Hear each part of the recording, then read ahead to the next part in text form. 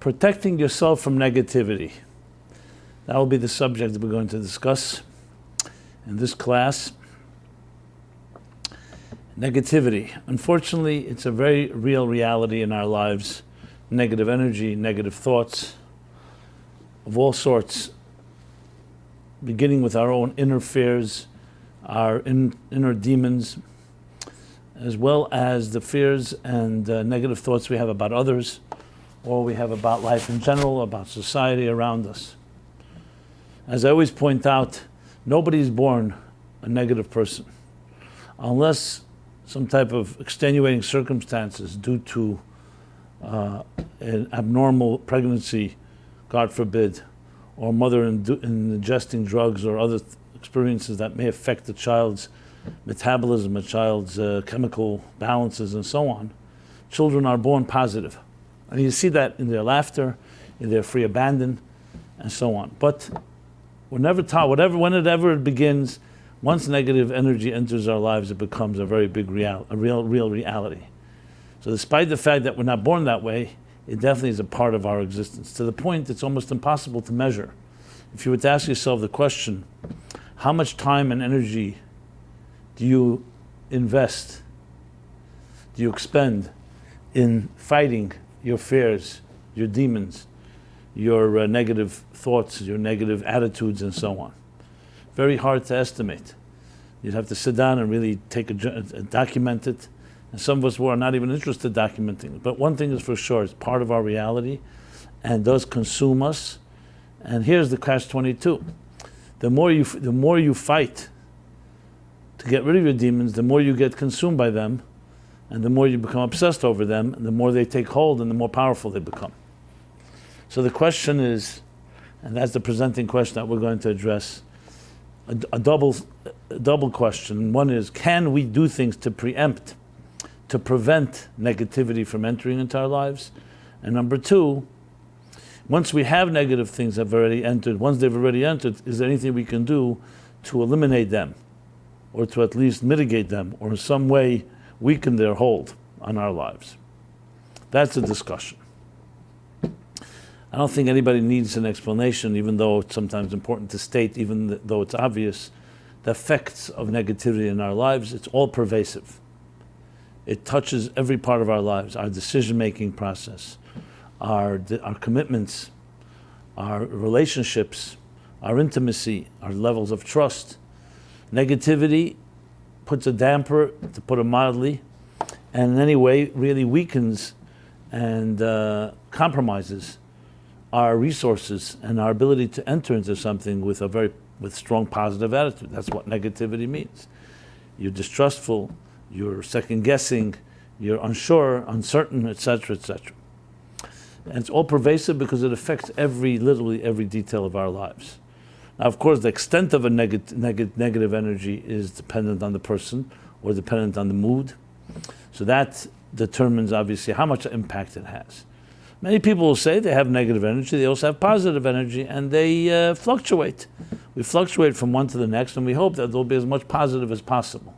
But anyone going through a real negative state, for whatever reason, whether it's something internal or due to circumstances, a loss, a death, of being fired, some breakup of a relationship, divorce, betrayal, abandonment, friends that you felt you trusted, and now you don't feel they trust you can trust them any longer. All these things have traumatic effect on us. I mean, to the point that there is actually a PTSD, which is post-traumatic stress syndrome, post-PTSD, I should have said, and it's a real reality. Now, that's of course extreme. Extreme meaning that's one end of the spectrum. But there are things that may not be categorized or clinically diagnosed as such, and it still causes a lot of trauma and a lot of paralysis. Besides that, you lose confidence in yourself, you lose confidence in others. Again, anyone who's gone through this doesn't need any explanation, and all of us will go through moments of such scenarios in our lives, and then we also have friends and others who go through it. So it's not something that's just a side issue, it happens to address the core of so much of our lives. And as I said before, especially if you have these demons that are always lurking, they may not always be dominant and they may not always be conscious in your consciousness, but they're always lurking in the background. And they're always there in some way. The fears and inhibitions and concerns and phobias, they can always pop up. We know how debilitating and demoralizing that can be. So the topic is not a minor one. It addresses, and if it can indeed be preempted, prevented, and indeed can be or eliminated once it's there, that would be a tremendous achievement and accomplishment.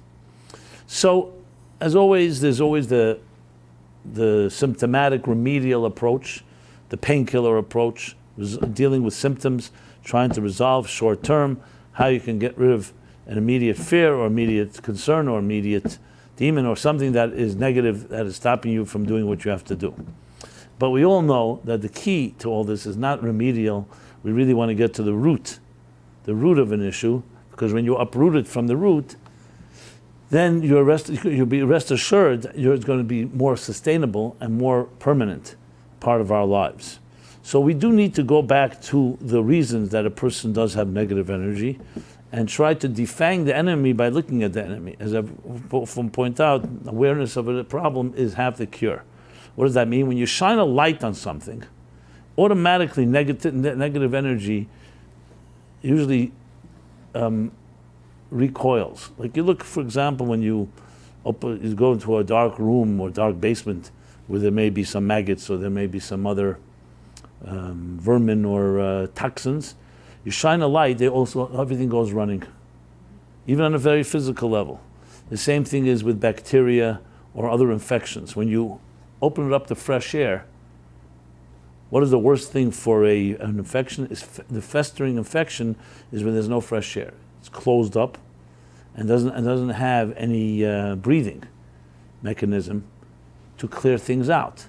So it's critical that you always have that, because that is the key to all problems, physical, emotional, psychological, and spiritual. And that is clarity is not a small matter. Clarity weakens the enemy, defangs the spiritual infection or the psychological debilitation. Why does it do that? Number one is because clarity itself, firstly, creates less confusion. Like the expression, "Ein simcha kataras asfekes," there's no joy like resolving doubts. When a person lives in doubt and is unsure, that can create tremendous amount, it exerts upon us a tremendous amount of a gravitational pull and inertia that paralyzes us, because the doubt kills you. When you resolve a doubt, there's a tremendous relief. Like, okay, I no longer have doubt, I've got clarity. You may not even get the clarity you wanted, but it's clarity. It's a no. Better a no than a maybe, and that you can leave you hanging and hoping and just become obsessed and consumed. Will it be, won't it be? Whether it's in a relationship, whether it's a job or whatever, or it's your own internal decision-making process. So clarity itself is a very healthy force. Creates clarity clarifies, so you don't have to now exert more energy in figuring out, should it go this way, should it go that way? And we all know what doubts do when they plague us. So even if we don't get what we wanted, but the clarity allows you to begin to heal from it and move on. As long as there's still that little glimmer of hope, you're holding on to the last straw, that can create more problems than if you at least just tell me no. So be it, be no or yes. So that's the first strength of clarity. The second thing with clarity is you see it's not such a big monster as it appears. The enemy always looks worse when it's concealed than when it's revealed. And you see in tactics of war, one of the key things is decoys and deception. You want the enemy to think that you're stronger than you are, even when you may be weaker here, and you don't want them to know where your strengths are. So deception, subterfuge, concealment is very much part of warfare and strategy, which is why intelligence is so important, because intelligence is another word for clarity. Getting intelligence about the real situation. And if you don't have that clarity, you don't have the diagnosis, you simply, the monster seems greater than it is. So that's the second benefit of clarity. Another benefit of clarity is it builds your confidence, because now you see it for what it is. You see it for what it is. It may be terrifying initially, but now you face the enemy, and as I said, firstly, the enemy gets weaker when you see it. Secondly, you feel confident because I'm able to face it. This is the issue. One of the key challenges when it comes to fears and negative energy is that we don't have any clarity. Part of its power is that it causes us to, it veils itself like almost like a camouflage that hides itself behind all kinds of veils and distortions.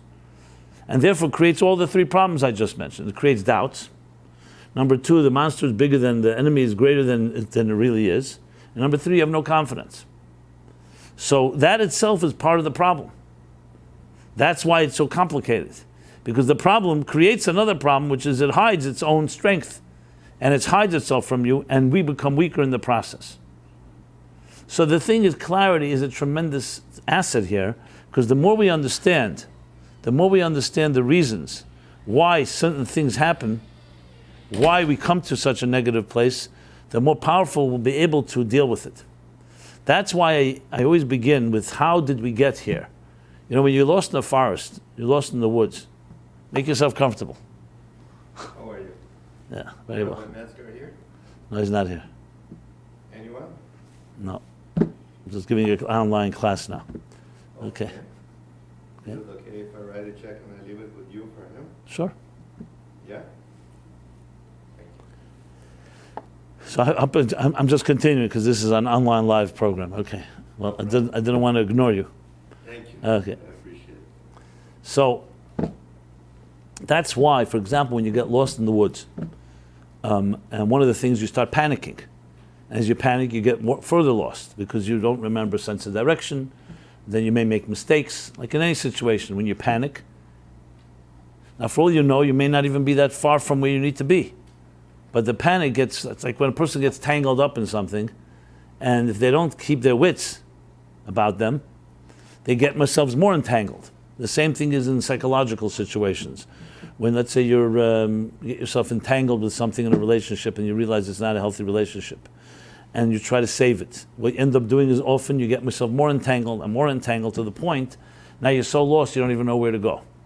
So that's why it's so important to trace the steps. How did I get here? To sometimes stop yourself and say, 1 second, before I continue fighting for this or fighting against it, let me determine, how did I get here? What brought me to this point? So it's going back and retracing the steps. How did I get into the forest? What direction? And try to find signposts or other signs that can help you retrace the steps. The same thing is psychologically and emotionally. As I mentioned, the lack of clarity is what traps us.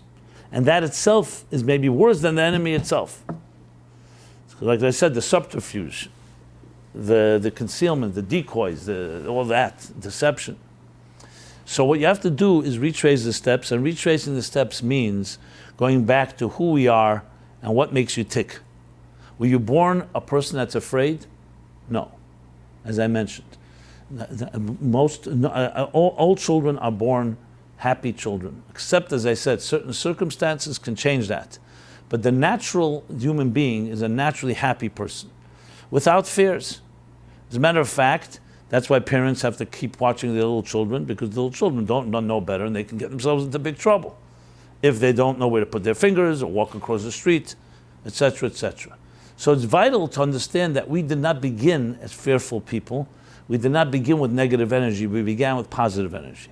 So you'll say, what difference does it make? At this point, I already have become jaded and cynical and gone through disappointments and all different types of experiences. Yet it makes a difference, because what makes you tick? That's the key here. You know, for example, you find an athlete, a great tennis player, and gets into a funk. This talent is still there, but psychologically he or she feels they can't win. It's in their head. Something gets into their head. This happens all the time. It happens in every situation. What does a good coach do? A good coach helps them get their head back in place. The talent is there. So you'll say, what difference does it make the talent is there? The person is not in the right mood, the right environment? The answer is because you have it. It's just a matter of unearthing it. If someone said, for example, I don't have any talent anymore, I lost my talent, I was injured or something like that, then you could say, okay, there's an objective reason why a person feels not confident about their situation. So then you have to deal with others. Maybe they have to then move on and find other strengths and other things that they're able to accomplish and do. But if a person actually has capacity, and I find this all the time in counseling people, that they have the potential, they have the ability to deal with their challenges. The only problem is they don't believe it. So the challenge is not the person's objective reality, the challenge is the person's attitude. That's why it's so vital to understand who we are. That's why I always emphasize that point. That's why one of the single most important things you can do for yourself is find out what you are. Many of us think we're a product of circumstances, or even worse, a victim of circumstances. We're a victim of circumstances only when we have nothing else but the circumstances to explain our lives. But if you knew that you're a soul that came into this world on a mission, whatever that mission may be, and you were given all the resources you need to deal with any particular challenge, you may not know what those resources are right this moment. You may not even know what the mission is, but that immediately counters the psychological impact of circumstances. You're not a product of circumstances. You actually have the power to define your circumstances. Like most people, you ask them, who are you? They show you their business card. But that's not who you are, that's what you do. And when you say to someone, that's what you do, they say, well, you know, I've been doing this so long, that's all I know about myself. I have become what I do. Think about that. You should be doing who you are. You should be expressing what you do should be a reflection of who you are. Not who you are becomes a reflection of what you do. Now, some instances, fine, we have good jobs, we may have a job we love, but the fact is statistics show most people don't like the work they do. Even those that do, you'll find they initially didn't, but they learn to just live with it and become good at it because that's life. You have to make ends meet. And then there's the rare few that do have a labor of love, and their livelihood is something that is their passion and their soul's calling and so on. But the mere fact that you know that you've been sent on and you have a calling, and you were charged with a mission, and you were given the strength, and your soul has resources. Your soul has resources. And I don't mean this necessarily in a religious context. I mean it's simply the fact that you're not just a body, a machine. But you have a soul, you have a personality, you have emotions, you have a mind, you have an unconscious, a superconscious. You have interests, you have values, you have beliefs. Everyone has something they stand for, or they'd like to stand for. We'd like to make a mark in this world. When you know that, and that's a driving force in your life, then what you do becomes a way of actualizing who you are, and what your calling is, what your mission is. Unfortunately, we grew up in a society where our schooling, even the best schools, they never teach you what your mission is. They teach you how to make a living, how to use your intelligence, how to be creative, how to build a business, how to find ways to build wealth and become what they call success. But if someone asks the question, why am I here? There's no school that guarantees an answer to that. Even the classes on philosophy usually become so abstract, it doesn't really answer that question. So then we're thrust in our teenage years, our younger years, when we should be thinking about these bigger questions. Then we thrust into the world where we have to start paying bills. We have to start making a living. And you get onto the merry-go-round, now you're already driving at 90 miles an hour. You can't just suddenly stop and say, why am I doing all of this? What's the purpose of my life? So what do you think is going to happen inevitably? The 90 miles an hour is going to ultimately take its toll. And you may even be successful, but there's going to be a point where you're going to hit the blues. They call middle-age blues. Some people, I met a teenager who told me he's going through middle-age blues. So middle age is becoming earlier and earlier. Bottom line, an existential crisis. Where you start wondering, why am I doing this? What's the value of it? How does my rest of my life fit in? Do I have a family? Do I not have a family? Is it integrated? And all the questions that I don't have to just fill in the blanks. Everybody goes through this. And it's all driven by one thing, that you never really established your mission. Think of a company, a business that has money and investors. Let's say someone's giving you, here's the money, whatever you need. And they never established a mission statement. Tell me what's going to be with this business after a while. Even if they have all the money in the world, they're going to start squandering it. Efficiency, there'll be infighting, there'll be lack of focus. There's no way it can last because there's accountability. Someone has to pay the bills. And at the end of the day, even if you have deep pockets, a lot of losses will be incurred without the focus that a mission creates. And then when you ask somebody, okay, apply that to your personal life. What's your personal mission in life? Even very intelligent people look at you sometimes and they say, that's a good question. Never thought about that. Or they'll give an answer to one of these like platitudes, will say, my mission is to be happy, to make a lot of money and then buy whatever I want to buy, to build a healthy family, to be successful. None of those qualify for missions, even in Business 101. Google's mission, for instance, is to take all the information of the world, organize it, and make it readily accessible. Not exact words, but that's the content. They don't say to make money. Every business is supposed to make money. Every business is supposed to have happy employees. Every business should be building a healthy family of workers and so on. That's not a mission. That goes without saying. The mission is what's unique about this business, and has to be short and to the point, and it drives even if you have 300,000 employees. That doesn't mean it's one project. It could be millions of projects, but it's driven by one general overarching mission. In our personal lives, I challenge anyone to say, I know exactly what my mission is. And it's not a critique. The reason is no one ever told us this. Not our parents, not our educators, not our schools. So basically we have sophisticated tool chests. That's great, and some of us have mastered it. But someone asks you, what are you using these tools for? I'm building something. What are you building? I'm building a successful career, successful business. And I'm not suggesting that a successful business could also be doing good for society and good for others, even if a person gets enriched by it.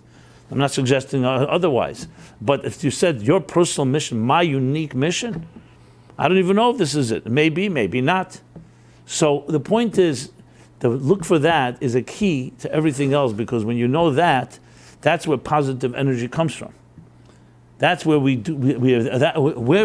are we vulnerable to we'll call the elements, to society, to our co-workers, to our employees or our employers, to our spouses, to our families, to all the people who have expectations, is because if you don't have a core force that's driving you, you'll be driven by what is demanded of you. And you become a slave to that which others expect of you. Because it's not being driven from within, it's being driven from without.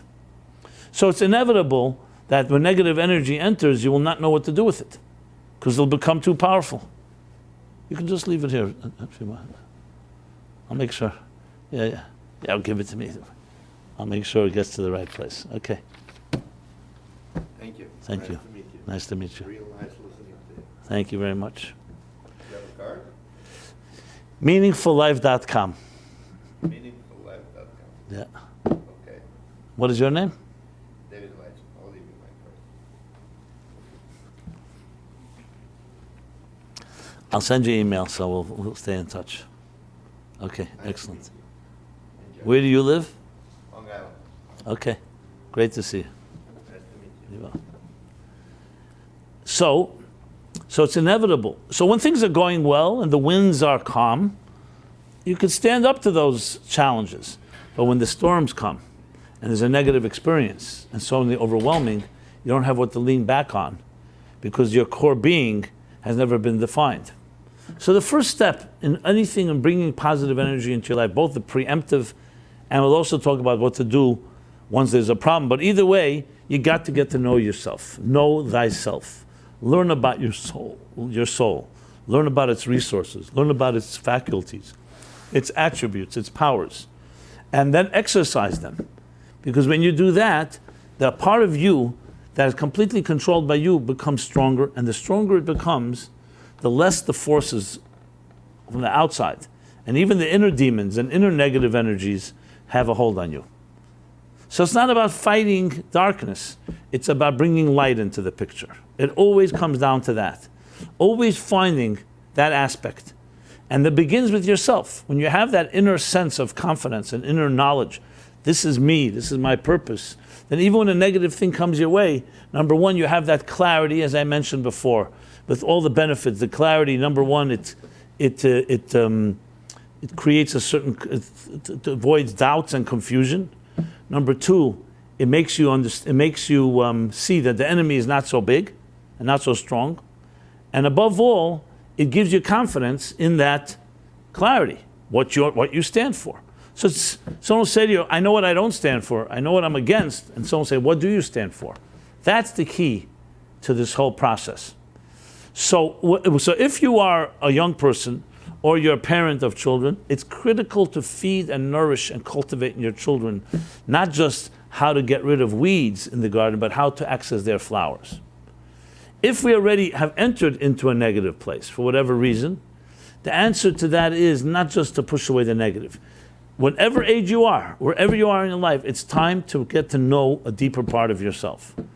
And a direct proportion of your awareness of your inner strengths and of your inner soul, in direct proportion to that will be your strength and your clarity that will allow the negative not to take such hold. I was reading an article a few weeks ago where it was very fascinating, and it's not advocating anything, I'm just making the point. And the article was about how psychedelics are being used to be in medicinal ways, or medicine, whatever you say, remedial ways to deal with all kinds of psychological issues.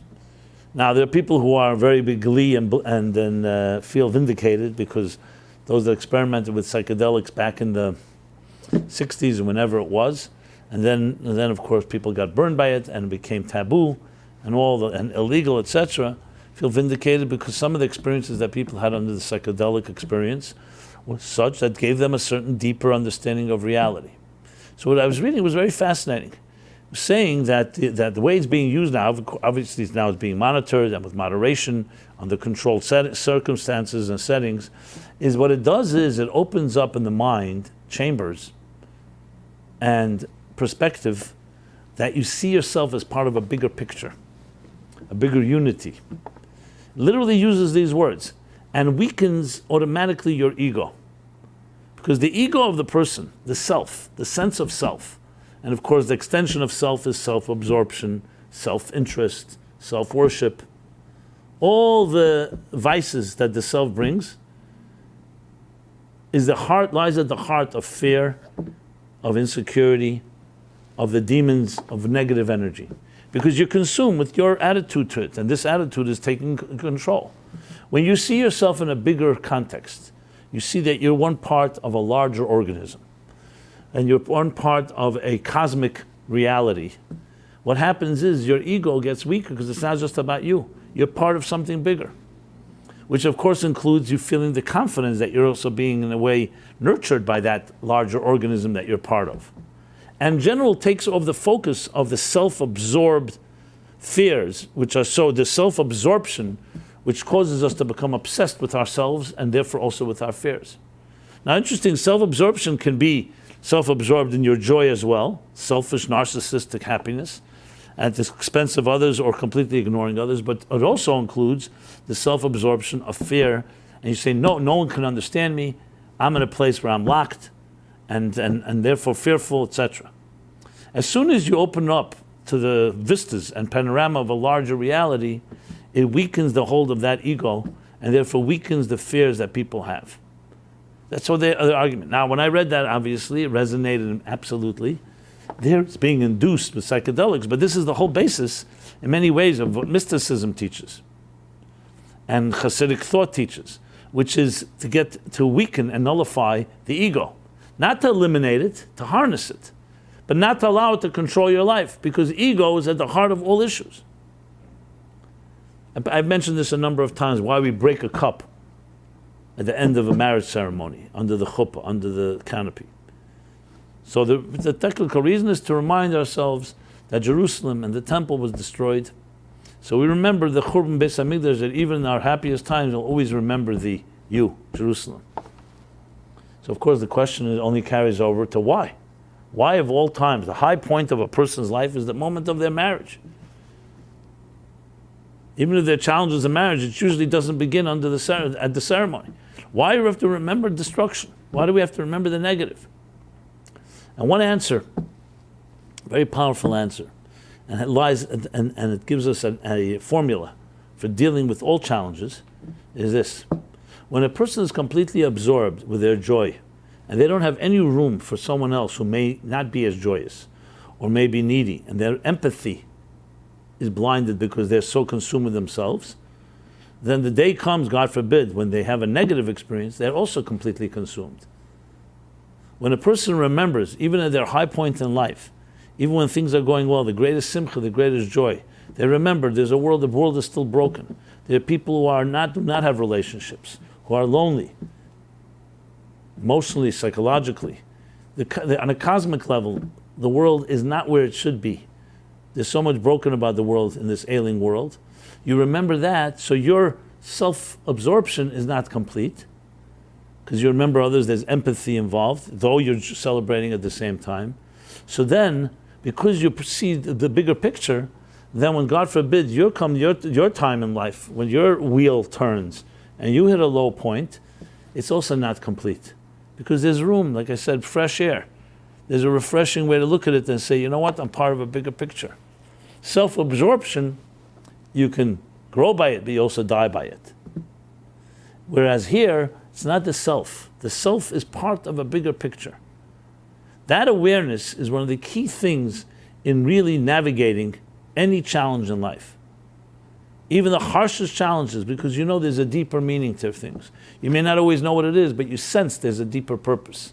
There's a certain harmony and awe when you realize that, and that awe in some way weakens the hold of negative energy. It dissipates it. Joseph was sold by his brothers into slavery. First they wanted to kill him out of jealousy, then into slavery. 22 years, a lifetime. And finally when they come together, and they finally are so embarrassed when they realize it's their brother Joseph when he reveals himself to them, so they want to bury themselves in shame after what they did.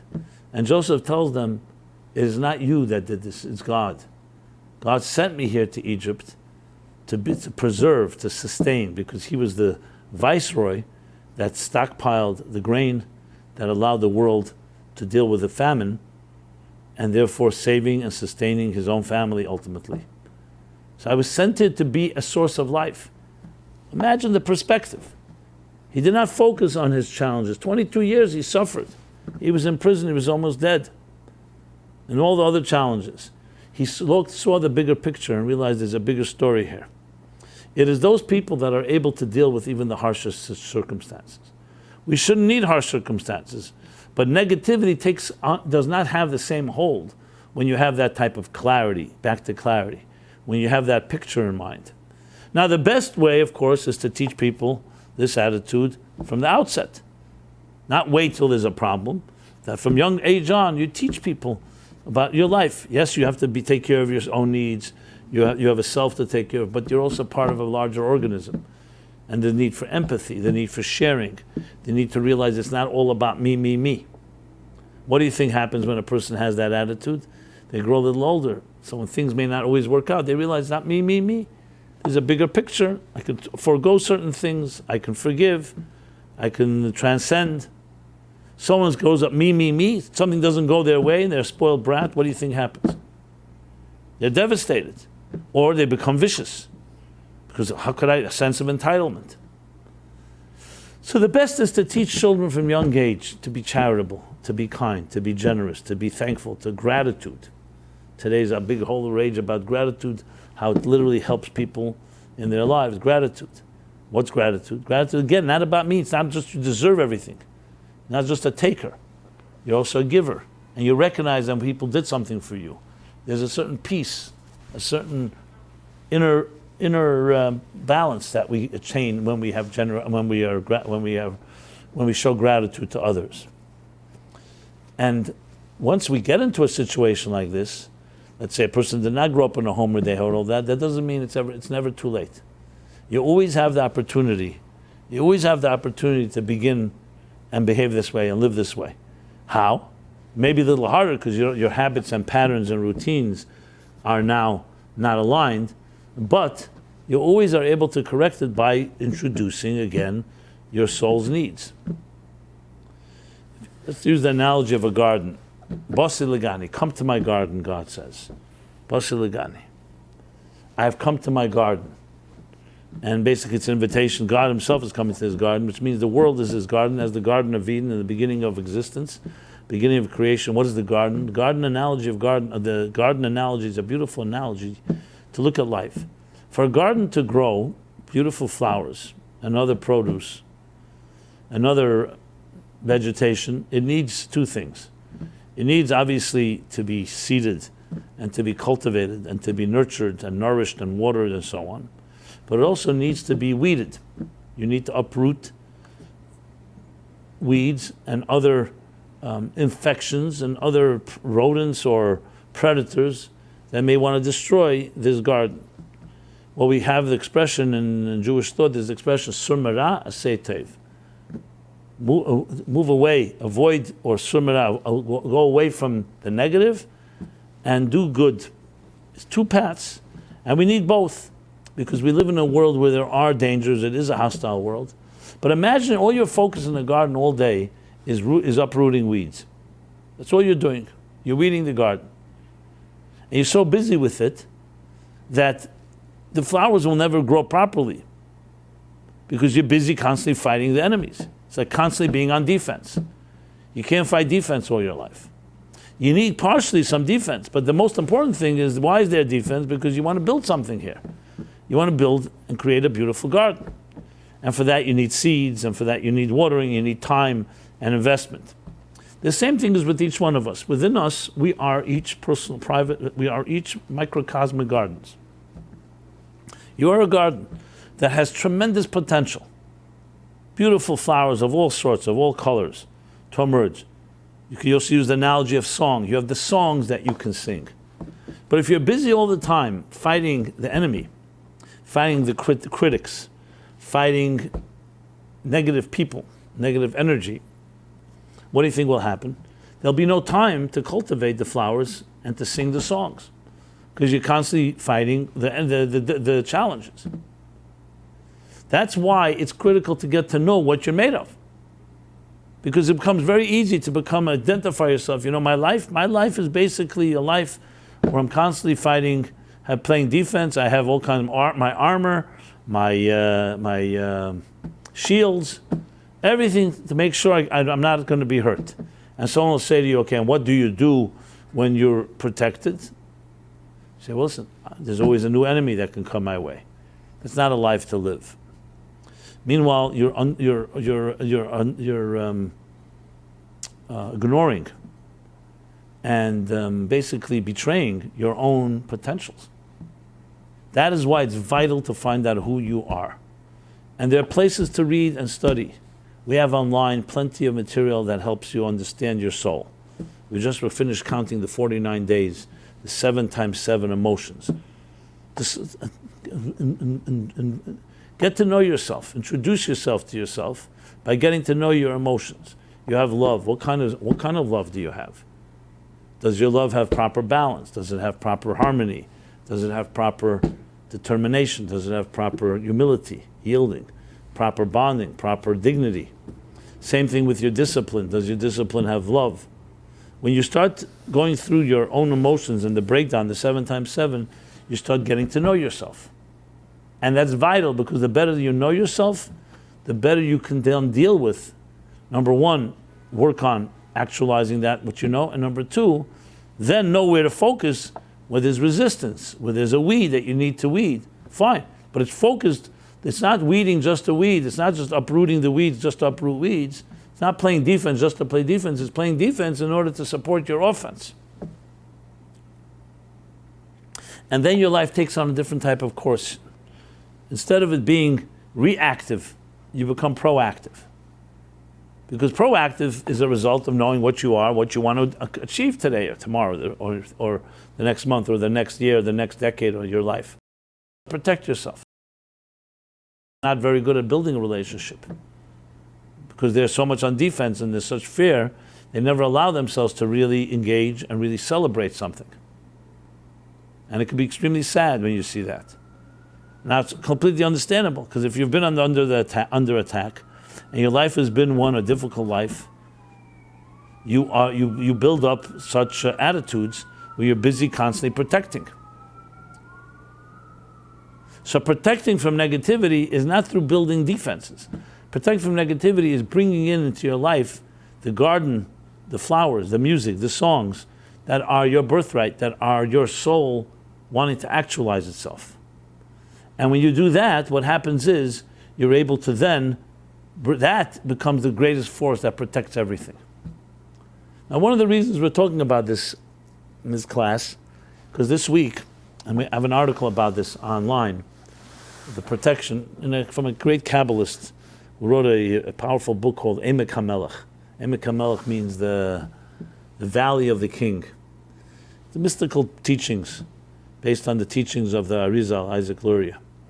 But the bottom line is, he writes about this week's, it comes actually next week, it will actually be next week's chapter, where he talks about the brackets. And a certain chapter, Ba'aleischa, This week we're going to read Noses after Shavuos. The following, not this week, the next week, is the brackets that separate when we say Vayihi ben Se'ar, when the ark traveled through the wilderness.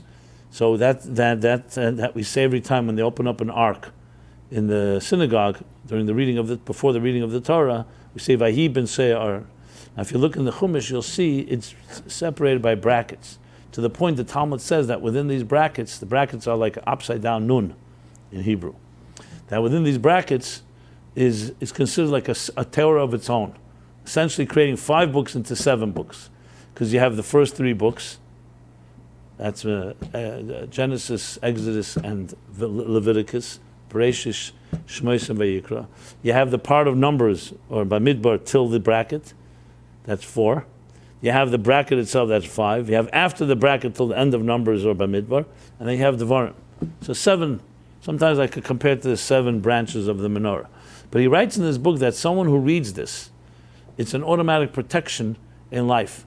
And what are you reading? You're reading a enclosed section, which is really the essence of the ark when it was carried in the wilderness, which was the time Vayihi ben Se'ar, which meant when the ark would be carried as they were traveling, that this creates a type of oasis, a type of protection from all the challenges in life. Similar to the idea that the Baal Shem Tov says on the word Teva. Teva in Hebrew means the ark, Noah's ark. That the word Teva also means word. Teva is a word. Now when you surround yourself with holy words of Torah and prayer, that's a protective element. But this is not a protection that you're playing defense. It's a protection that's offense. It means when you reinforce, you surround yourself with holiness, with sanctity, with ideas, with prayers and feelings that are all about feeding your soul, automatically you're going to be a person that is going to be more immunized from the challenges and fears and negativity of life. So it really comes down to a simple formula.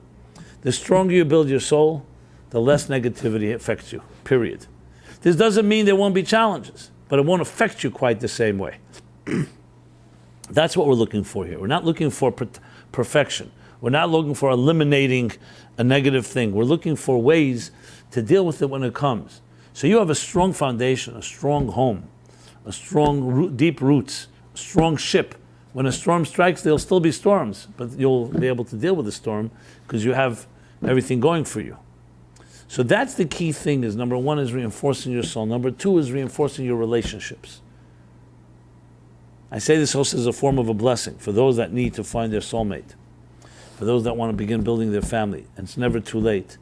These are a tremendous asset in life, is to have that soulmate in your life, because then you have another powerful foundation, an underpinning that allows you to deal with the challenges in life.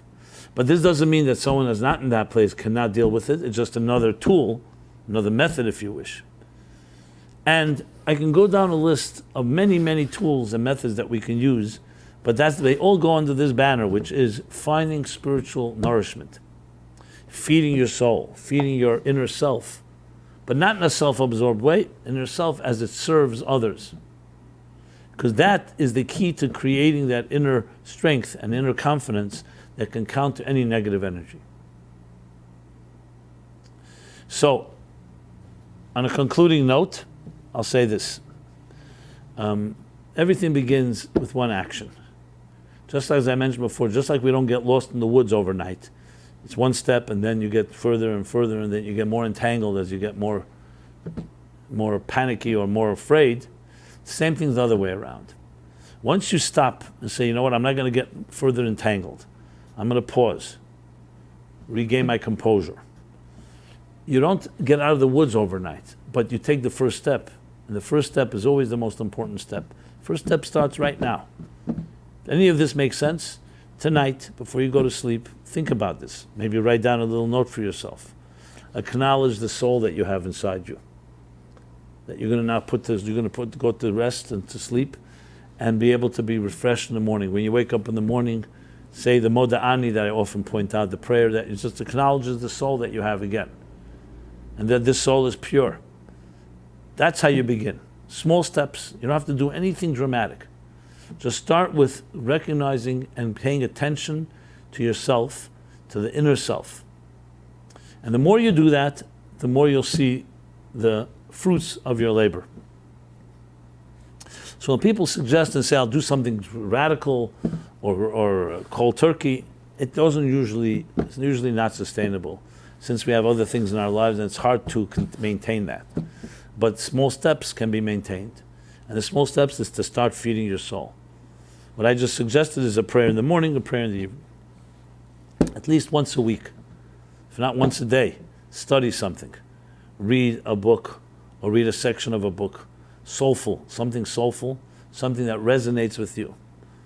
It doesn't hurt to have also, once in a while, maybe again once a week, some music you listen to that soothes and speaks to your soul. And there's good spiritual music out there as well. Then there are things you can do with others. Maybe a class that you go to with another, or you study one-on-one, or volunteering and helping somebody else.